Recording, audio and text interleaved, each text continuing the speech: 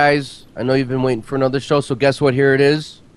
We are Reef Talk, and I'm Steve from Router Tube Reef with, Scott from Mile High Reefers. and Patrick from Patrick's Dive and Reef. so today we're going to talk about sand beds.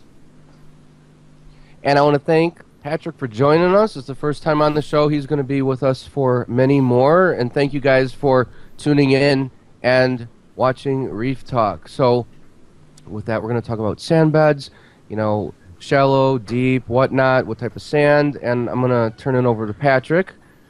Go ahead. Patrick, tell us a little bit about your channel, because I know you've got a YouTube channel, Patrick's Dive and Reef. It's very good. So tell us a little bit about yourself, your channel, what you like to do, what size your tank is, just a little bit of background, and then jump into the sand. Yeah, great. First, just want to say thanks to both of you for inviting me on the show. It's an honor to be here. My channel, Patrick's Dive and Reef, is based on scuba diving videos that I make. That's what I started with, actually, was scuba diving videos, and then I brought in my reef tank once I set it up. So that's it's been running about 2 years now, my channel, and yeah, got about 50 videos on it now, so growing. So I've been doing a weekly update of my 120-gallon reef tank. Every Tuesday that comes out, and then every weekend I try to make some other video that's reef related as well. So today I think we're going to talk about sand beds. Right. And the reason why I chose this topic was because I went bare bottom a few weeks ago. I used to have a shallow sand bed, but I was having major diatom issues. So I've decided to go bare bottom. And the reason why I went bare bottom was because I actually chose the wrong type of sand. I chose silica sand without actually knowing what it was and what problems it could cause in a reef tank. So What's silica? Sorry, what's silica sand for those who don't know? yeah, it's sand just basically made from silica. It's not your normal coral sand or aragonite sand. It's just made of silica, and that causes diatom growth, which I didn't know.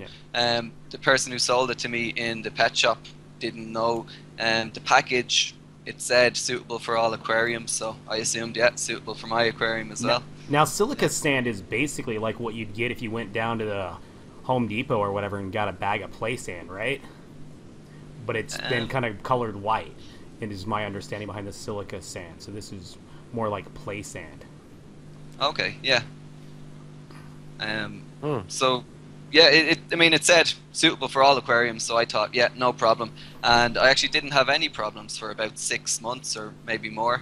And that's then when the diatom started growing. It was just brown algae all over the sand, all over the rocks, all over the glass.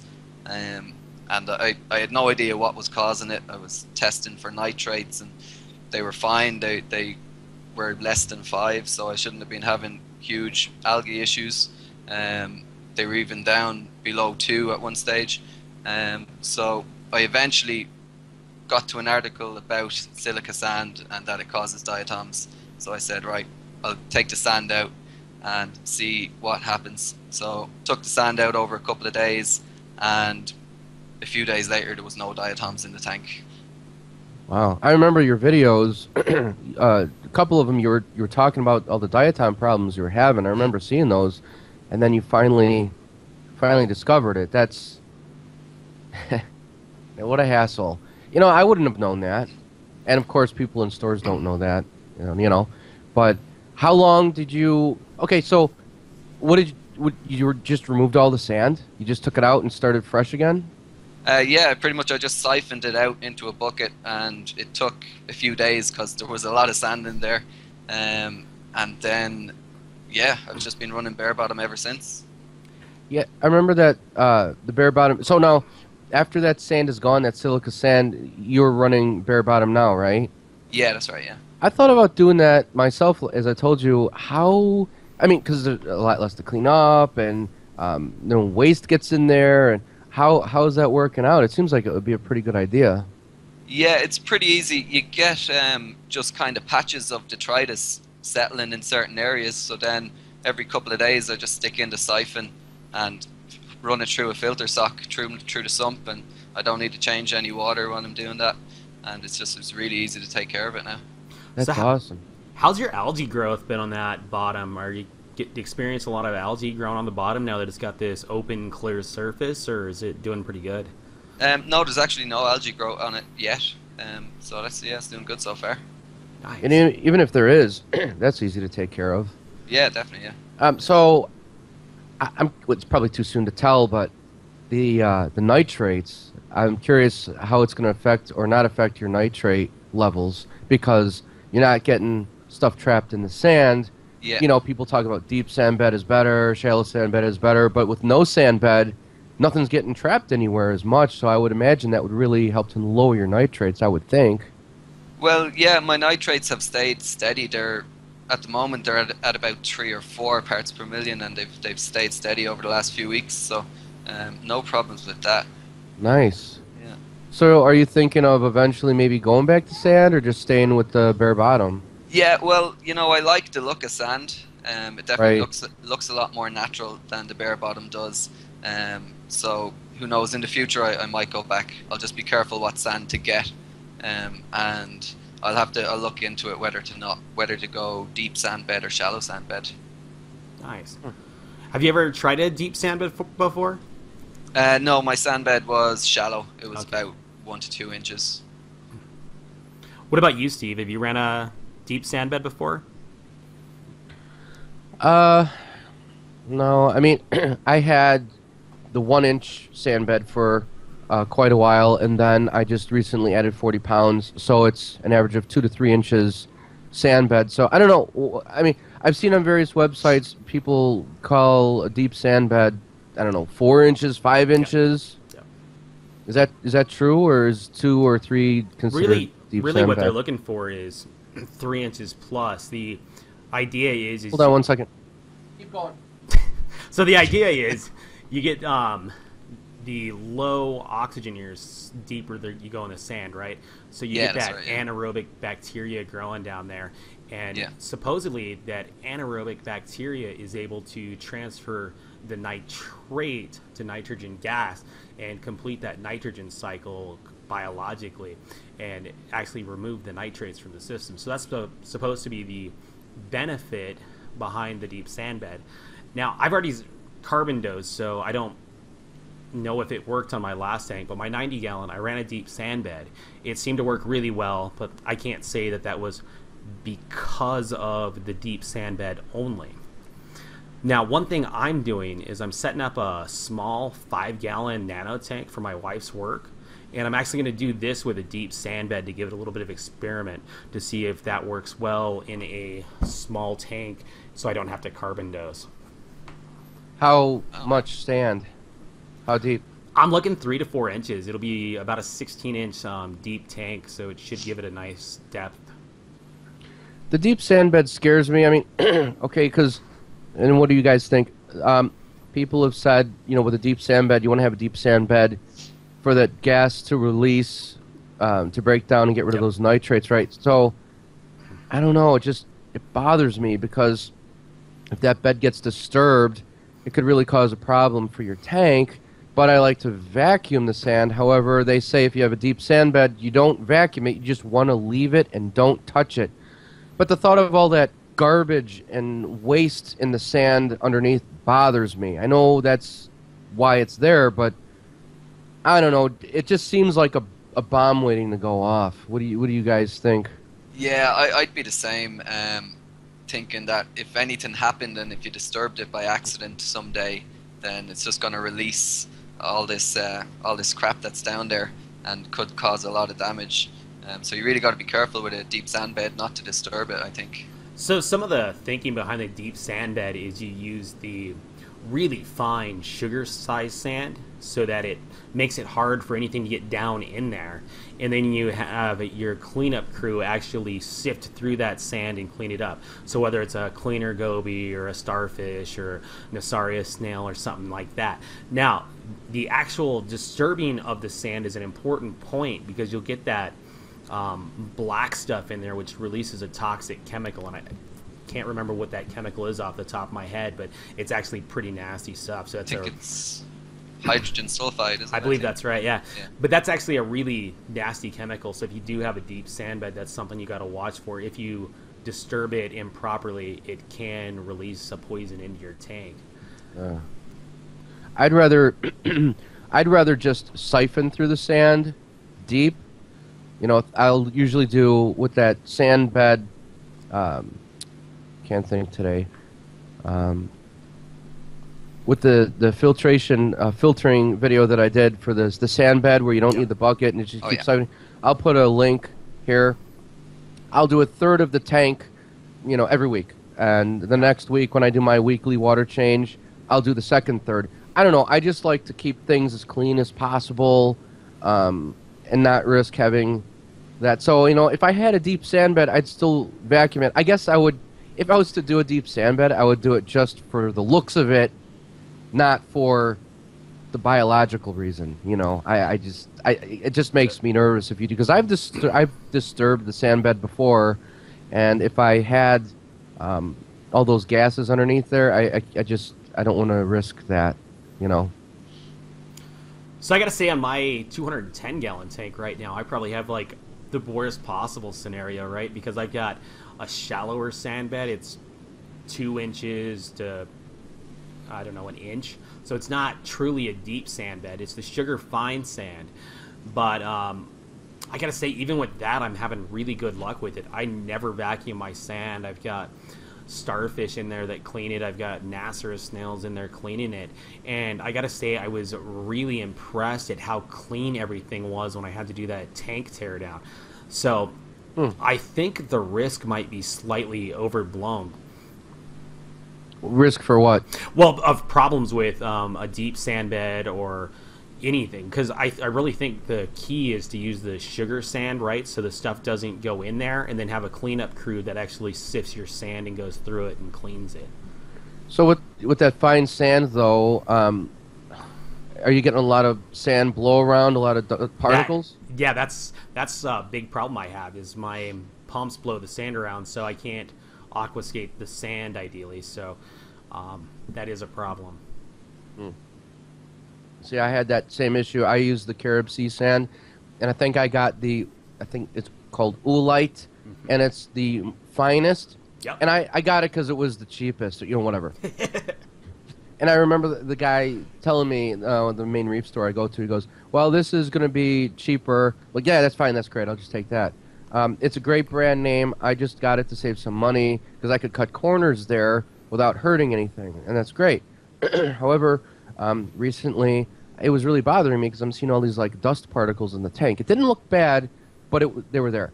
And I was noticing when I turned off the pumps to do my weekly water change, it was crystal clear. It looked awesome. So I decided I'm going to buy 40 pounds of Carib Sea, the medium grade, and that way it doesn't blow around as much. So then what I did, they said that the finer particles will settle between the medium size sand, so they won't blow around because the fine will settle underneath the sand bed. The big issue there, I would have gotten the heaviest grade sand, but I do have the sand sifter that I love, and with the larger particles of sand, it'll kill them, because when they go to sift that sand, it'll get lodged in them and they'll die, basically. So and when you say the sand sifter you love, you're talking about the sand sifting Goby, right? Right. Yeah. Yeah. How's the health been on that guy? Because I've heard they're really difficult. Awesome. Yeah, I've heard that before too from a couple people, and I've had nothing but great luck with that guy. The only fear that I had with him was when I put him in the quarantine tank when I got him, I kept him in there with a slight amount of copper, as I always do, for 3 weeks, and that made me nervous because he had no sand to sift through, you know? Yeah. And a lot of people have lost them for that reason. But he was fine, and he's doing very well. He's a good-sized guy. He's a few inches. But here's a tip that I learned. If you're going to get one of these sand-sifting gobies and you're going to put him in the quarantine, get yourself, like, a shallow bowl, you know, like just a few inches tall, like a plastic Rubbermaid bowl. Put some sand in it while it's in the tank. So he's around on the glass in your quarantine tank. He will find his way into the bowl, so he's got some sand to sift through. That's a good idea. Like the Yeah, size of a frisbee, you know, like a foot, Yeah. or however big your tank is. Like make it half the size of the tank, whatever. He's got like a little play area, but no, he's doing really well. A lot of people haven't had too much luck, but I have, and people have asked, how is it? Speaking of sand, does he make a mess with the sand? No, not really. I know that they do kick up the sand a little bit, and as they sift the sand, it tends to blow it around, and I do notice that, but it's not enough to be an issue at all. I guess if you had a few of those guys, maybe, but my guy is really well behaved. Yeah, that's actually one of the reasons that would tempt me to go back to getting a sand bed Yeah. is to get a sand sift and goby. I think those guys are great. They are. Would really, really like one of them. But I have to say that since I've removed my sand bed, the water is so much clearer. There's just the stuff does not float around anymore, and it's great. Like it's so much clearer. See, that's a great point, and I thought about going bare bottom, and then you did it a couple weeks, and after I had that thought, I'm like, oh man, Patrick did it. Oh, good. So let's see what he comes out with, and I knew it was going to be great. How could you lose? The only negative that I could see is just looks, you know? Yeah, definitely. I much prefer the look of sand in the tank. So, but in saying that, it doesn't look that bad. I think at the moment, anyway. Yeah. So with that, Patrick, have you thought of any of the non-sand alternatives? I know I've seen people where they'll grow zoanthids on the bottom or GSP or something like that. So another like coral covering or something instead of sand. Have you thought about doing anything like that? Yeah, well, I got quite a few mushrooms in there, and I've thought about letting them spread onto the glass, but nothing has happened yet. I think the GSP would be pretty cool as well, just to look like a green meadow on the bottom of the glass. That would be pretty cool. Yeah. That would be awesome. That's what I was just thinking, if you could do that.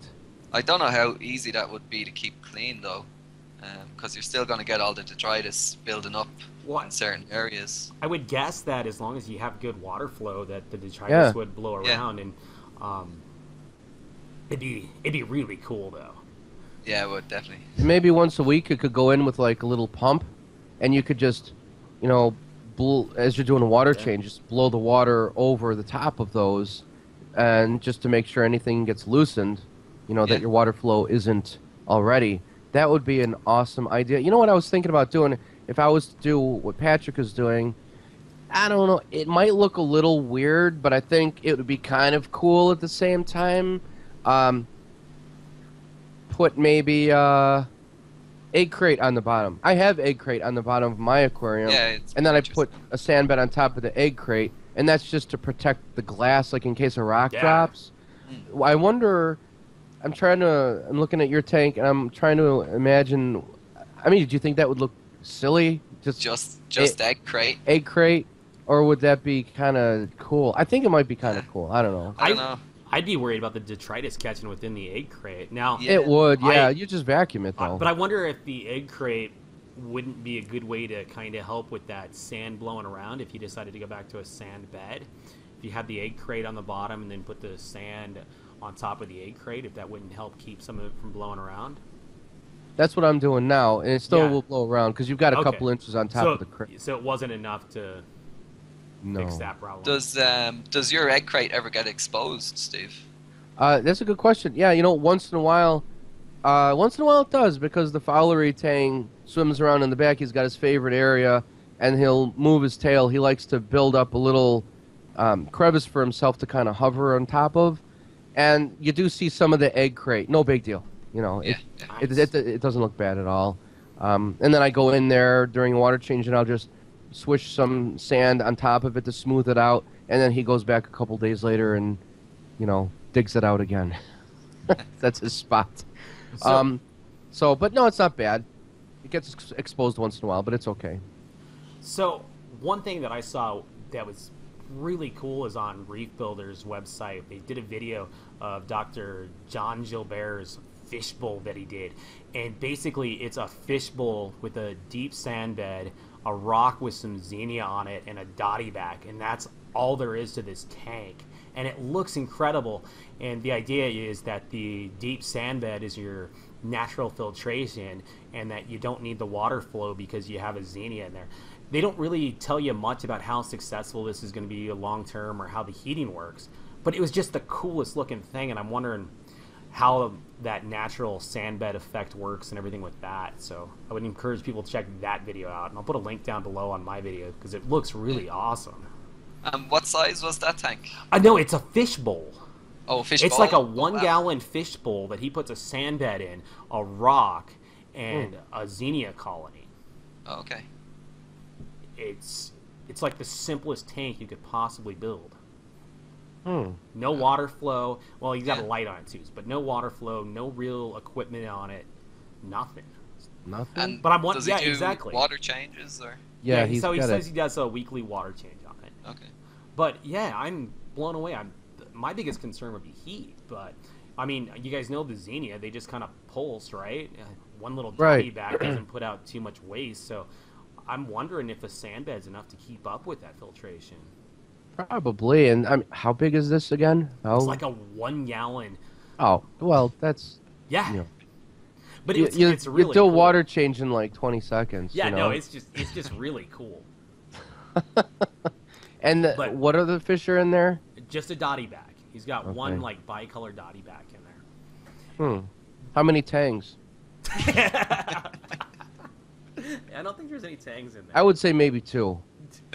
No more than 2. No, you can't keep Little them. baby ones when you get your new tank, right? Well, I'm looking forward to seeing how this works out for you, but I'm pretty sure it's safe to say that it's going to be great with no sand bed. And I may do that. I don't know. I just have a feeling that the nitrates would. Anyone who's got a nitrate issue, this might be the way to go. There's nothing getting trapped. I mean, sure, you've got stuff getting trapped in the rocks, but, and I know people are out there going to say, well, you know, sand helps with the gas exchange. Yeah, it does, but there's also, I mean, when I do a sand vacuum, man, tons of garbage. It just looks like tar coming out of there. So without the sand bed, I think that's the way to go. Again, only negativity is the looks, but if you get used to it, I think it'll be fine. So I gotta say, I'm gonna stay in the other camp. I like a sand bed, and if I was to do it again, I'd probably go for the deep sand bed. Oh, I agree, but I'm But- I'm talking about like Oh yeah. maintenance, less maintenance, lower nitrates. I'm thinking. Actually, I'm gonna say that so the- much less maintenance. I'm still gonna argue that the deep sand bed is less maintenance because really, with the deep sand bed, you shouldn't have to do anything to it. Yeah, well, that's what they say, isn't it? Yeah, That's what yeah. they say. So, But I Yeah, think, but if you disturb that bed, you're done. You're in Yeah. trouble. But I think one huge takeaway is getting back to Patrick's originally point is when you buy sand, really look at the sand you buy and make sure it's like some sort of calcium-based sand, like a ragonite. definitely, yeah.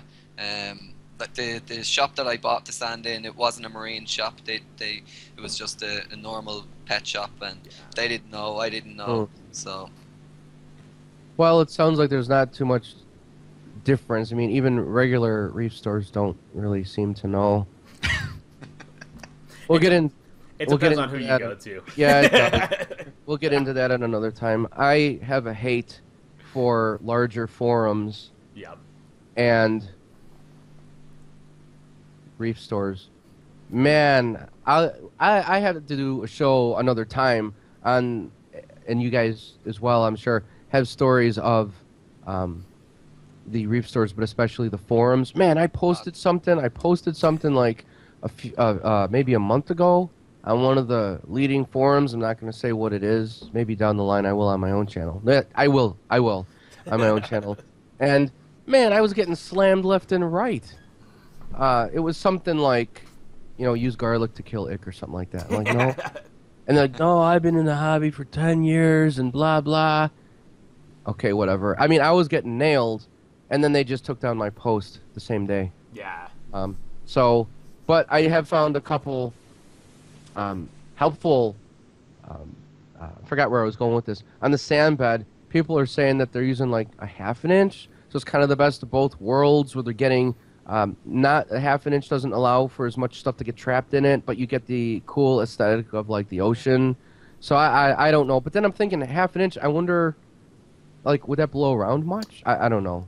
Well, I've also seen where people have like basically glued sand to the bottom of their tank, and I don't know how well it's worked out long time, but they put um, some sort of adhesive down. I don't remember if it was silicone or what they did, and they basically glued the sand to the bottom of the tank, right? So that it was like having a solid. So it was like not having a sand bed, but you had the aesthetic of a sand bed. That's kind of cool. So Yeah. I would definitely need more research before I could recommend something like that, but it's just another alternative that I've seen. You know what might be pretty cool? I just thought of that when you're talking about sand being glued, and I'm sure if you do a search on it, you can find it. Like, you know how and this looks really neat. I really love this. How people glue rock onto the back of their tank. Oh yeah. It's like, I don't know if it's real rock or fake, but it's like thin. It looks really cool. It's like they're swimming in a cavern.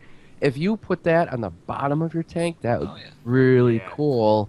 Like flat mainly, of course, and you just balance your rocks on top. That would be really sharp looking. And then I think if you put it also on the back of your tank, man, that would look awesome. Yeah, I think Kind of like they were cool. swimming in like an underground, like underwater cavern, like old abandoned cave. You know, that would be pretty cool. That would be. Yeah, definitely. That'd be real cool. Maybe I'll do that when I get my 300 gallon. Is that what the size is? Yeah, right. Well, how large is yours, Scott? 210. 210. And they have 300s. See, I want an 8-foot wide. That's what I'm looking at next. Yeah. How wide is your tank, Patrick? 4 foot. Okay. Yeah.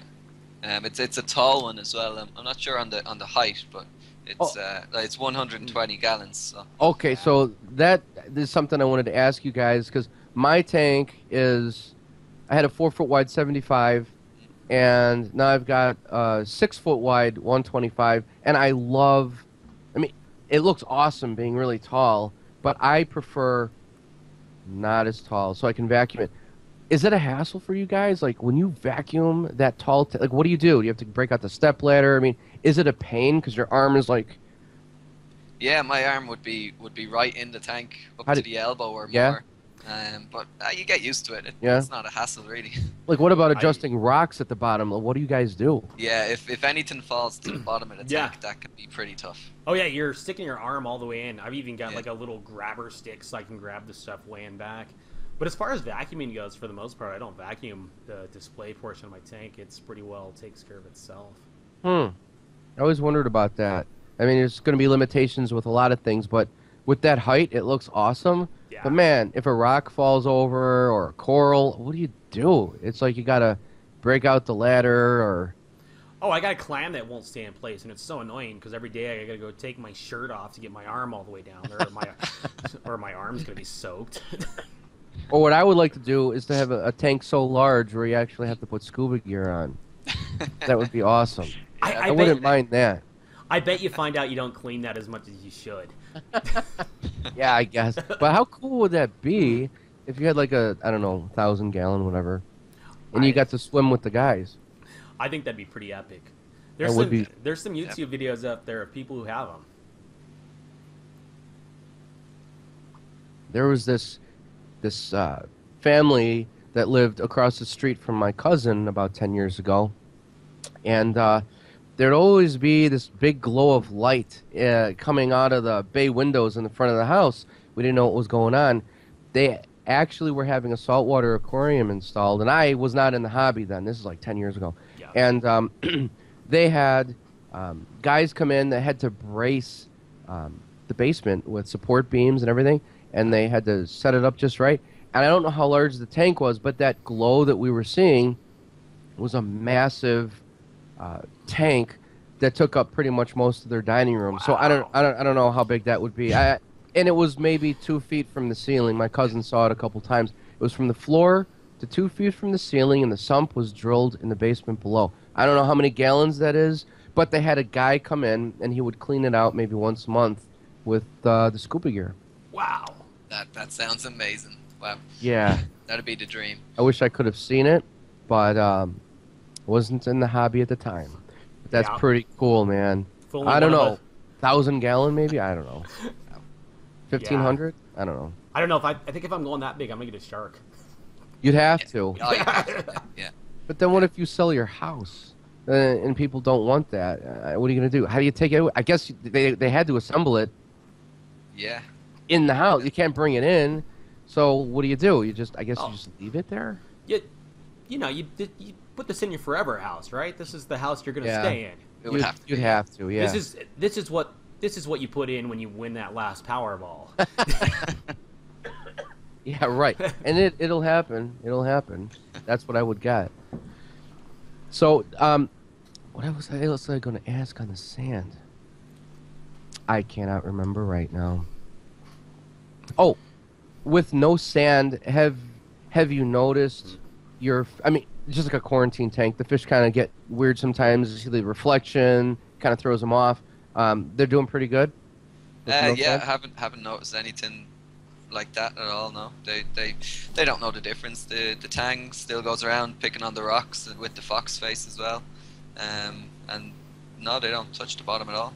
Awesome. One thing that I did have to get rid of was I had 4 Nasarius snails, so I had to sell them on. Oh. Yeah, because they go around in the sand, obviously. So. What about your corals? I know one of the big things about the sand bed is you're supposed to get the reflection off the white bottom from your sand. Have you noticed anything going on with the lower sections of your coral or anything?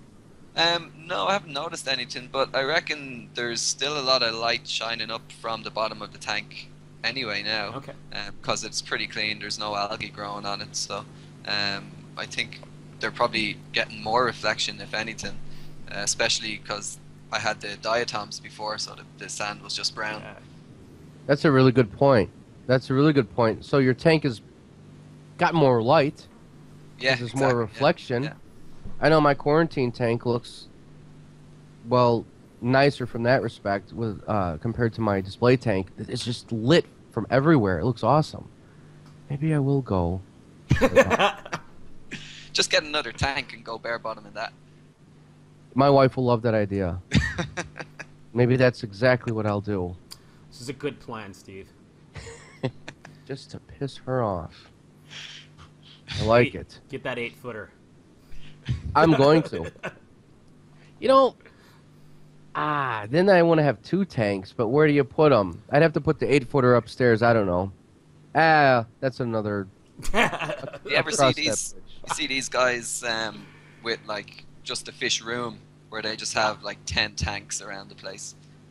That to me is crazy, but you know, I can understand that. God, it's so much. I mean, there's a lot of maintenance with 1, but like 10, I don't know, man. Yeah, it seems like most people, when they have multiple tanks, they tend to lose focus on some of their less priority tanks, and they're never looking as good as their primary one. Yeah, that's one reason why I love corals, but I'd rather just spend time focusing on the water chemistry. I mean, corals or not, you're going to do that. But I just like to have enough corals for movement, and I love the fish. So fish only is good for me. I just have a star polyp, frog spawn, hammer. That's really it. Oh, yeah, 2 Duncans. That's it. Well, have you thought about some of the softies that are really easy to take care of? Like what? Low light, like any of the Sinularas, the devil hands, throw some Xenia in there, something to really grow it out. They're usually pretty inexpensive and easy to take care of. Yeah, I do like the Xenia. In fact, I was talking to Patrick, and I still think about it. I wanted him to send me some Xenia from his tank. I love the way it looks.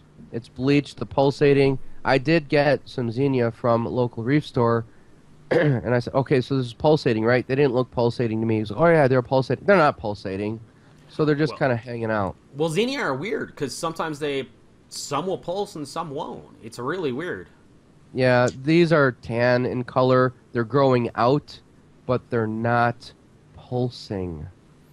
So whatever. Yeah. But I like those too.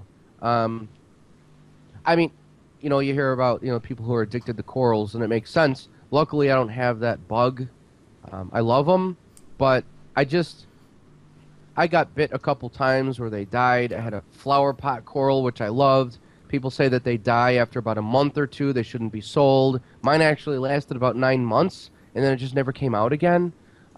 So there was that. Then there was a torch coral that turned brown. It died. That's another hard one to keep alive. So after those two guys, I'm like, you know what? I just don't want to keep throwing money after money after money, you know. Yeah, Well, they can be expensive. Eh? Yeah. One of my, I really want to get a torch coral. Actually, is Yeah. probably the next one that I want to get. They're beautiful. I'm waiting to find the right color though. Yeah. Anything with movement like that, I love.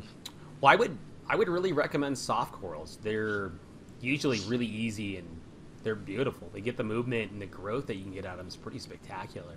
Mm-hmm. I've got to say, out of all the stuff I've had, the soft corals have definitely been the most successful. Yeah. And you know what? I got my first anemone, as you guys may or may nice. not know, but it's still closed up. It will not. It will not come out. It looks like it's the size of the tip of my pinky finger.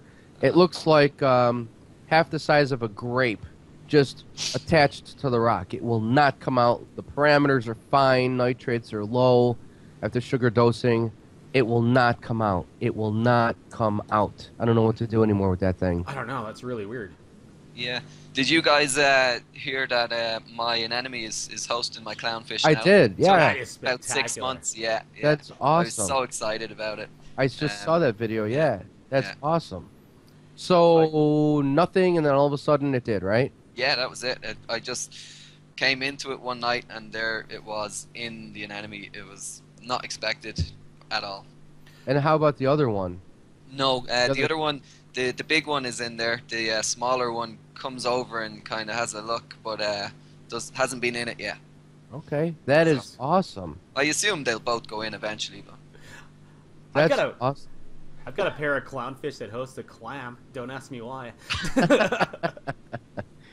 Have they ever...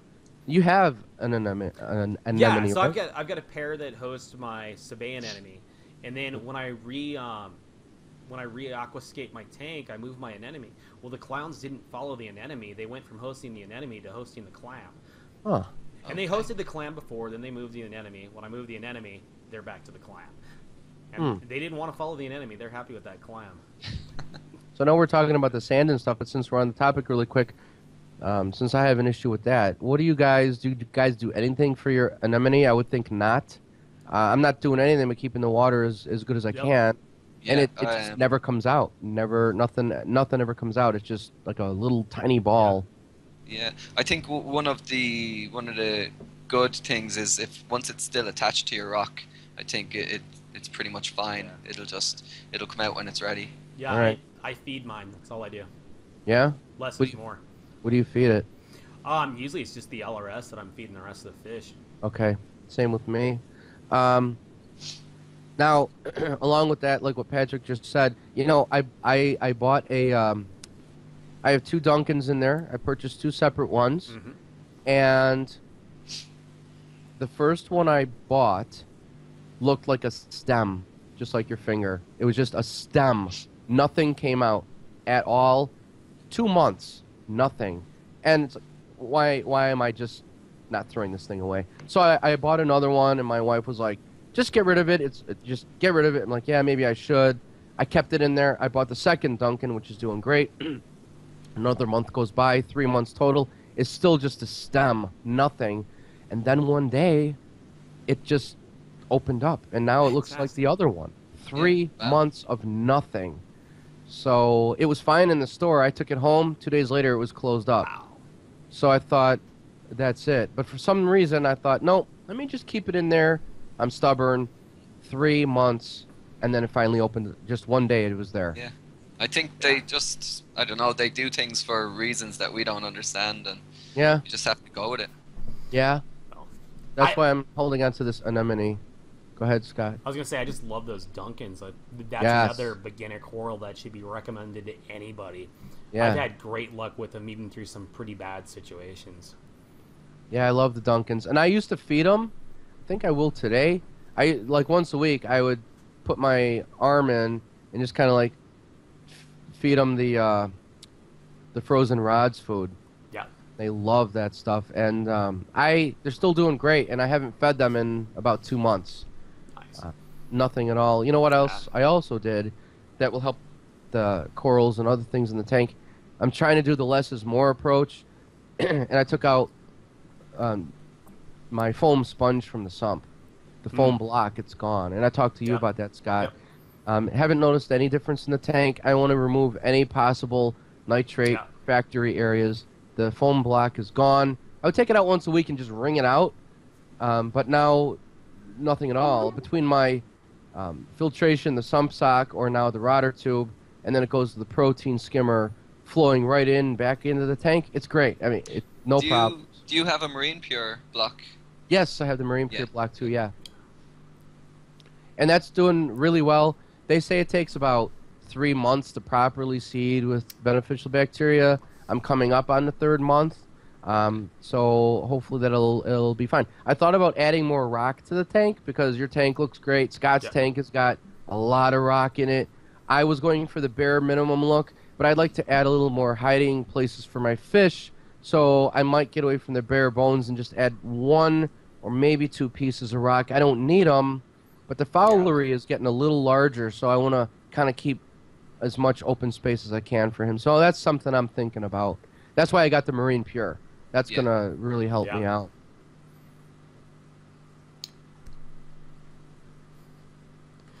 Yep. Yeah, I love a lot of rock. It's Yeah, really yeah, a I- cool look. I'm actually thinking about building up my tank on this side yeah. here, building a column going right up to the surface. I think that would look pretty cool. Yeah. Yeah, definitely thinking of that. That would be very cool. My problem, I get so picky with the aquascaping. It's just, I get frustrated because there's so many different combinations with the rock. Oh, How do you crazy. place what where? And then hopefully it doesn't topple over. Mine looks really good right now. It's a lot of open spaces. I know if I mess with it, Yeah. I'm gonna make it Oh. worse. That's why you need more coral. It hides your sins when you get your aquascape wrong. Yeah, that's it. I'm gonna go to the store today. Well, I can't think of anything else. No, We're at this has been a great 42 one. minutes right now. Wow. So do you guys want to wrap it up? I'll probably cut this Yeah. portion out of my video. Yeah. Or maybe not. There's no editing in I this show. no, I think people like just hearing us talk. I do too. There's no editing in this show. That's right. None. Cool. Yeah, sounds good. Patrick, it was nice to finally talk to you live like this. Yeah, you too. You too, definitely. It was good fun, Yeah, it was. I was And, looking forward to this. definitely. And the 42 minutes just flew by as well. You just get Yeah, talking, and yeah. It does. So, don't forget, everybody, to subscribe to Rotter 2 Brief, Mile High Reefers, and Patrick's Dive and Reef. If you want to be on the show, drop one of us a line, and then we talk with each other, and we'll set it up. We usually record on weekends. Okay? Saturdays for a Sunday show. This will be up tomorrow. That's what she said. Sorry. Sorry. I know it's not my show. It's our show, but I kind of have to once in a while. Unless you guys object, then I will not do it. No. Nah, sell whatever products you want on here. That's the All right, very good. Well, we're going to be doing a weekly show. This is every Sunday. Thank you guys for tuning in. I'm going to say goodbye for now, and then you guys can say your goodbyes as well. So, thanks for watching this episode, and if you haven't checked out my latest video on the flipper magnet, check that one out. Yeah. I'm really happy with that thing. So Flipper sent me some to check out. I'm thrilled by it. So check that video out. Yeah, and once again, thanks for having me on, guys. It was great to be here. And everybody, check out my channel if you get a chance. And if you like it, you maybe subscribe as well. Yeah. And on my video, I'll put a link down below for your channel. Great, Absolutely. thanks. Yeah. Yeah, right. We'll do that after every show. Who's on? We're gonna have the link so you guys can check out other channels. Really a wealth of knowledge, and you guys, the subscribers, have been great in answering questions of other subscribers. We want to make this a cool community, and I think we're doing a pretty good job of that, and we really enjoy reading the overwhelmingly nice responses to the show. This show was Scott's idea, and he called me up one night. He's like, "Hey, I think we should do a show." I'm like, "Yeah, that sounds like a pretty good idea. If it fails, it'll be on you. But if they like it, I'll take the credit for it." No, but it was a very good idea. And I think I don't know why'd you come up with the idea for that? Oh, Just it oh, sounded because like you fun, said yeah. it sounded like, well, of course you have fun, and then you said people like seeing Yeah. people talk and things like Yep. that. Plus, I think it's cool to really bring the people in to the community if they want to be part of the show. Like Patrick, it's we've been in touch with him through IMs and stuff, but to actually like sit and talk Yeah. is totally awesome. Yeah, and I never had this It is, opportunity before this to sit here and Right. talk with Patrick. Right. I know you and I have been talking on the phone, but I've never had a chance like this to talk to Patrick. And I know for our next video, we got a different guest lined up. So it's a really cool way to start meeting a lot of other reefers. That's right. And it just makes it a lot more fun. You can bounce ideas off of each other. And I'm really happy because the response has been very good Yeah. regarding the show. And people don't mind the length of the show. I thought, 28 minutes was a little too long, maybe. But a lot of people said, no, that's Yes. perfect. You get a lot of people watching the whole thing, I think. Yeah. How many people will watch this one, though? 45 minutes? Or... Yeah, right. Yeah. Let's see how many, watch the whole thing. I'm sure they will, but I don't know. It seems a little... But, we'll see. But anyway... Okay. That's it for me. We'll see you guys next time.